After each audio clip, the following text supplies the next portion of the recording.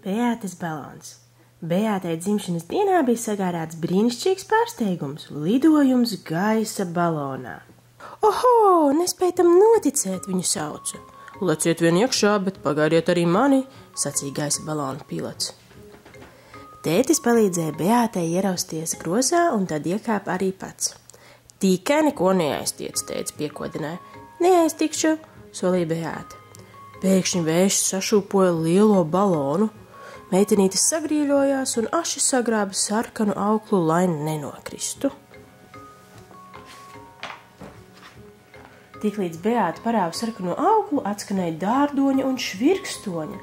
Gaisa balons sāka celties augšup. Ak, vai, meitenīte izdvesa! Pagaidiet mani, sauca pilots. Viņš centās atvērt virvi, taču bija par vēlu. Vējš pūta un lielais balons slīdēja pāri debesīm, pāri laukiem un sētām. Beāte redzēja savu māju un skolu. No augšas viss izskatījās tik sīks. Mēs esam gluži kā īsti pētnieki, Beāte sajūsminājās, kad viņiem garām palidoja Kaija. Ja mēs drīz nenosēdināsim balonu, tad uzlidosim virs jūras, tētis bažījās. Balons virzījās uz klinšu un jūras pusi. Tētis zināja, ka viņam kaut kas jādara un parāva zilo auklu. Balons laidās zemāk un zemāk. Ak, nē, sauca Beāte, viņa strauji tuvojās zemē. Vēja brāzma aizpūta balonu virs aitu aploka. Bē, aitas blēja bēgdamas kur no kura.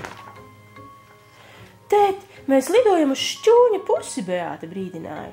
Tētis uztraukumā parāva sarkano auklu. Balons ar lielu troksni pacēlās augstāk un virzījās prom no šķūņa. Piepeši Beāte ar tēti izdzirdēja auto signālu tauri. Tu! Tas bija gaisa balona pilots. Lēnām pavelciet zilo auklu, viņš kliedza. Tētis ļoti uzmanīgi parāva zilo auklu. Balons ar klusu būkšķi piezemējās pļavā. Vai jums nekas nekaiš, viņš raizējās. Pilots pieskrēja pie gaisa balona. Viss kārtībā, tētis atrauca. Tas nu gan bija aizraujošs piedzīvojums, Beāte priecājās. Vai mēģināsim vēlreiz? Pilots vaicāja. Beāte un tētis pamāja un balons lēnām cēlās pretī mākoņiem. Šī ir vislabākā dzimšanas dienas dāvana, kādu es esmu saņēmusi. Beāte iesmējās un cieši apskāpa tēti.